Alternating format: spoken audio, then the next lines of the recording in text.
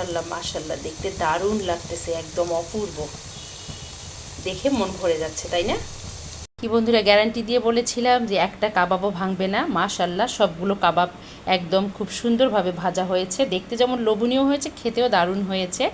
একবার হলেও ট্রাই করে দেখবেন, আর অবশ্যই কমেন্টে জানাবেন কেমন হয়েছে। আসসালামু আলাইকুম সবাইকে, আপনারা সবাই কেমন আছেন? আশা করি ভালো আছেন। আমরা আল্লাহর মধ্যে ভালো আছি। প্রতিদিনের মতো আজকে হাজির হলাম। আজকে আমি বানাবো বিফ কাবাব রেসিপি। তো বিফ কাবাবটা আমি কীভাবে বানাবো সেটাই আপনাদের সঙ্গে শেয়ার করব। আমি এখানে বসিয়ে দিয়েছি আলু দিয়ে আজকে আমি একদম ঝটপট মজাদার বিফ কাবাব বানাবো। তাই তো আলুটা সেদ্ধ হয়ে আসলেই আমি বিফ কাবাবটা তৈরি করে নেব বানানোর জন্য। আলুটা সেদ্ধ হয়ে গেছে, এটা এখন আমি গ্যাসটা অফ করে দিয়ে এটা তুলে নেব, নিয়ে ঠান্ডা করব। ঠান্ডা করে এটা মাংসের সঙ্গে মিশিয়ে কাবাবটা তৈরি করে নেব। বেশি নরম করব না, হয়ে গেছে, আলুটা নামিয়ে নেব এখন। আলুটা ম্যাশ করে নিয়েছি আমি এখানে ম্যাশ করা আলুটা দিয়ে দিচ্ছি। তো আমরা তো কাবাব অনেকেই খেয়েছি বুটের ডাল দিয়ে, কাঁচকলা দিয়ে, কাঁঠালের বিচি দিয়ে। আজকে আলু দিয়ে কিভাবে কাবাব বানাতে হয় সেটা আপনাদের সঙ্গে শেয়ার করব। এখানে আমি আলুটা ম্যাশ করে নিয়েছি খুব সুন্দর করে। আর আমি অফ ক্যামেরায় মাংস কয়েক পিস, 8 পিসের মতো মাংস আমি সেদ্ধ করে নিয়েছি, নিয়ে ওটাকে আমি ব্লেন্ডারে ব্লেন্ড করে নিয়েছি। তো আমি মাংসর ঝুড়িগুলো দিয়ে দিচ্ছি, সেটা আমি অফ ক্যামেরায় করেছি আমার কাজটা সহজ হওয়ার জন্য। এগুলো সব মাংস কিমা করে নিয়েছি আমি একদম খুব সুন্দর করে। তো আমি দিয়ে দিচ্ছি সবগুলো একদম। আপনারা চাইলে এটা শিলপাটায় বেটে নিতে পারেন, তবে শিলপাটায় বাটতে গেলে শক্ত হয়ে যায়, একটু কষ্ট হয়। ব্লেন্ডারে ব্লেন্ড করে নিলে খুব সুন্দরভাবে হয়ে যায়। আমি এখন এ পর্যায়ে একে একে সব উপকরণ দিয়ে দেব। আমি দিয়ে দিচ্ছি কুচি করে রাখা ধনিয়া পাতা। ধনিয়া পাতাটা দিলে যে কোনো জিনিসের স্বাদ অন্যরকম হয়। দিয়ে দিচ্ছি কাঁচামরিচ, দিয়ে দেব আমি কেটে রাখা পেঁয়াজ কুচি,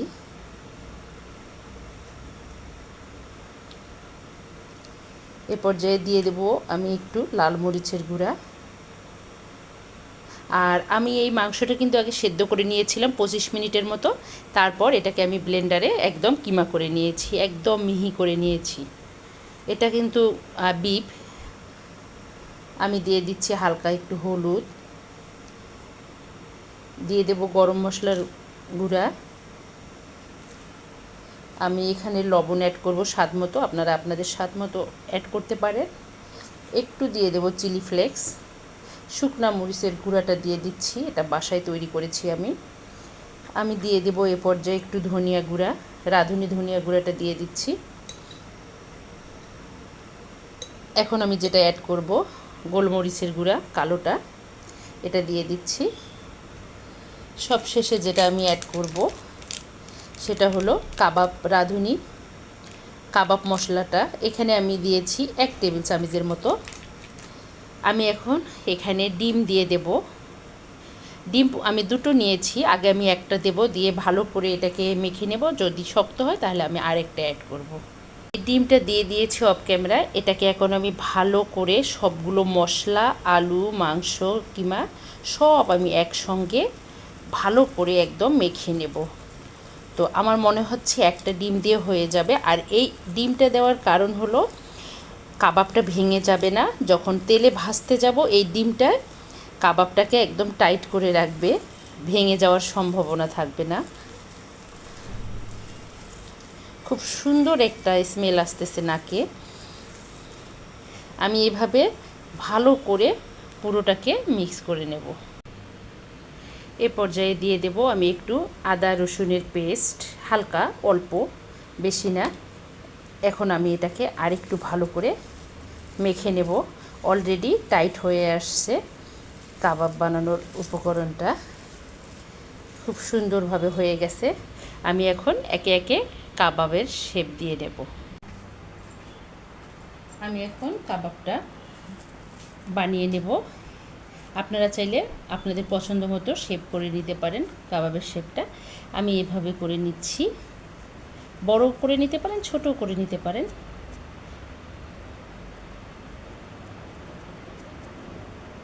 এভাবে করে নেব আমি।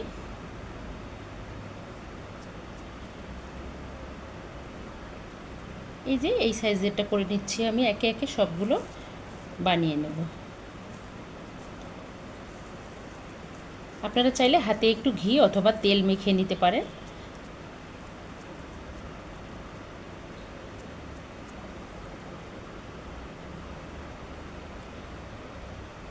এভাবে আমি সবগুলো কাবাব একে একে বানিয়ে নেব।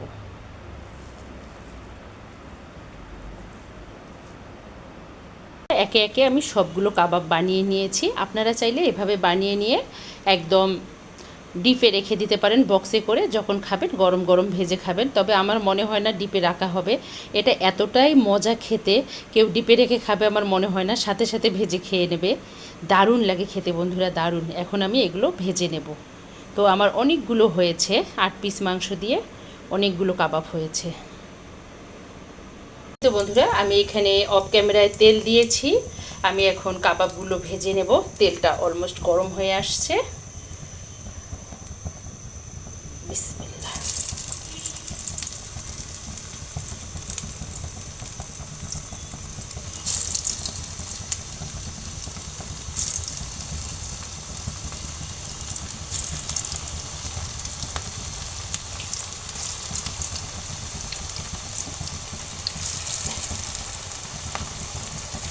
এই তো প্রথম ব্যাচটা ভেজে নেব, তারপর সেকেন্ড ব্যাচটা ভাজবো।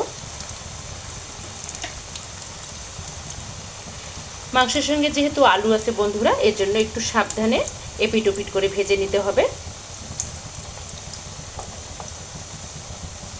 তবে ডিমটা দিয়েছি, ডিমটা দেওয়ার কারণে 100% নিশ্চিত থাকতে পারেন এই কাবাব ভেঙে যাবে না, দারুণ লাগবে খেতে, দারুণ।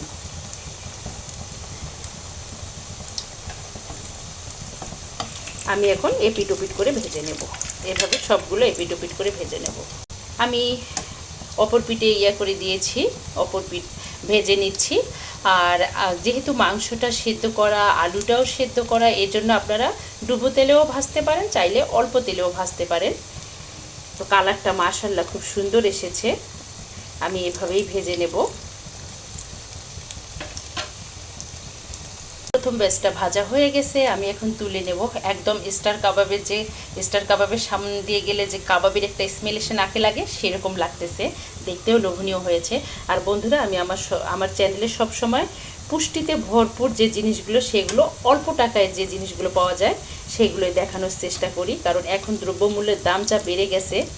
তো এই তো হয়ে গেছে, আমি এখন প্রথম ব্যাচটা নামিয়ে নেব, নিয়ে সেকেন্ড ব্যাচটা ভেজে নেব। খুব সুন্দর একটা কালার এসেছে মাশাআল্লাহ। আমি এখন সেকেন্ড ব্যাচটা ভেজে নিচ্ছি। আপনারা যদি এটা মেহমান আসলে মেহমানকে খাওয়ান, মেহমান বলবে আপনি কিনে নিয়ে আসছেন বাজার থেকে। এটা এতটাই স্বাদ, আর কেউ বুঝতে পারবে না এখানে যে আমি আলু অ্যাড করেছি। যতক্ষণ আপনি বলবেন না, কেউ বুঝতে পারবে না যে এটা আলু অ্যাড আছে।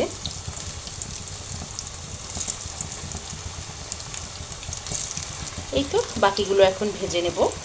এটা ভাজা হয়ে গেছে, আমি এখন এটা তুলে নেব। একদম অল্প সময়ের মধ্যে মজাদার কাবাব এই তো খুব সুন্দরভাবে ভাজা হয়ে গেছে, আমি এখন তুলে নিচ্ছি। এই তো বন্ধুরা ঝটপট রেডি হয়ে গেল ঘরে থাকা উপকরণ দিয়ে বিফ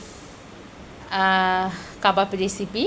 তো দেখতে যেমন লোভনীয় হয়েছে, খেতেও দারুণ হয়েছে। এটা একদম সাদামাটা উপকরণ দিয়ে বানানো এই রেসিপিটা যদি দেখতে দেখতে কোনো বন্ধুর ভালো লেগে থাকে, প্লিজ আমার চ্যানেলটাকে সাবস্ক্রাইব করবেন, অর্নাস মোমের সঙ্গে থাকবেন, লাইক কমেন্ট শেয়ার করবেন।